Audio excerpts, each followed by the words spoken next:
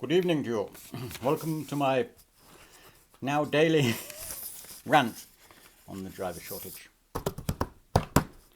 So, thank you for watching the one yesterday, or it might be the day before by the time this goes out, where I was a bit ranty and angry because it was in direct response to immediately to that tweet by Grant Shapps. Yes, and I stand by it all. It was all true. It's all honest. So, ever a believer in don't criticise if you can't come up with a solution yourself? Here's a solution, right? And it might sound a bit extreme to start with. And you won't know this if you're outside the transport industry. But in the UK especially, not so much in Europe, it is an absolute disgrace how long companies keep you tipping places.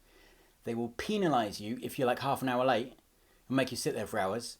Or if you turn up on time, they will penalise you and make you sit there for hours. Or if you turn up early, they'll turn you away and tell you to come back on time and keep you sitting there for hours. So many companies, and all the big names are bad at this. Tesco, Asda, Sainsbury's, Iceland, Morrison's. I've spent an inordinate amount of time sat in these fucking places. Sorry, I'm trying not to swear. Because they just can't get their bloody arse into gear. The problem is, it's always the driver at the receiving end of this shit. I'm swearing again, but... So the government, in their profound wisdom, want us to drive an hour more each day. It's just drivers, like, making up for everybody else's fucking incompetence. And to say hours sat in these places, it's no exaggeration. Like, the worst ever, one of the worst was, say, Iceland in Swindon.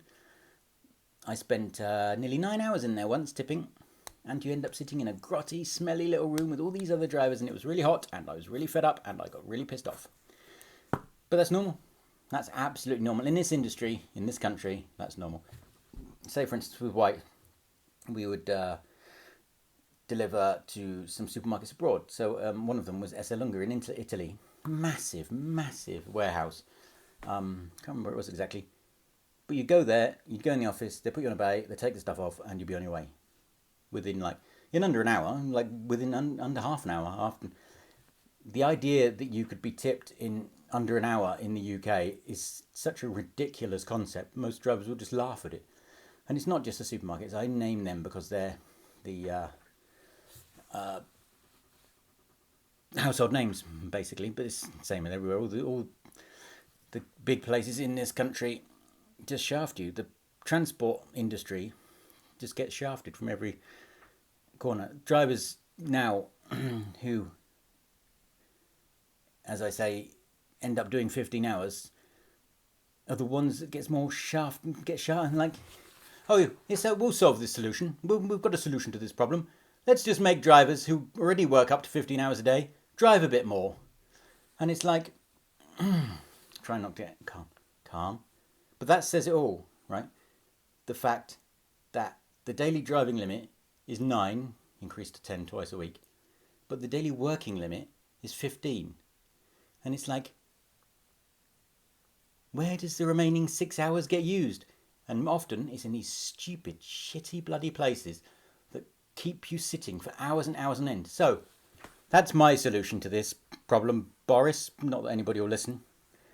Bring in emergency legislation to stop these companies taking the piss. If they give you a time, if you get there on time, tip you in under an hour. That's all it is. You would be amazed how many more trucks would be available. Just do that, and you'd see the whole industry transform, and it would solve all the problems, in my opinion. If you made it a legal requirement to tip trucks on time under an hour. It's not asking for much. 26 pallets on a standard truck. That's fine. If you haven't got the space for it, don't order it. Simple as that. That's what really needs to happen in this industry.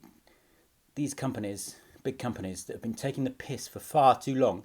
And the problem is, companies take it because, like, if you try and make a fuss, they'll just threaten to take the work off you or give it to somebody else, and that's how it's always been.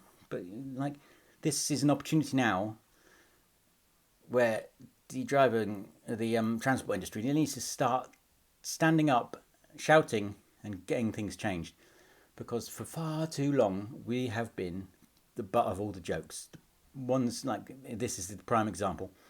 Drivers who work up to 15 hours a day and drive up to 10 hours a day, or 9 hours, normally, like, oh, we'll just increase their driving a few hours each week.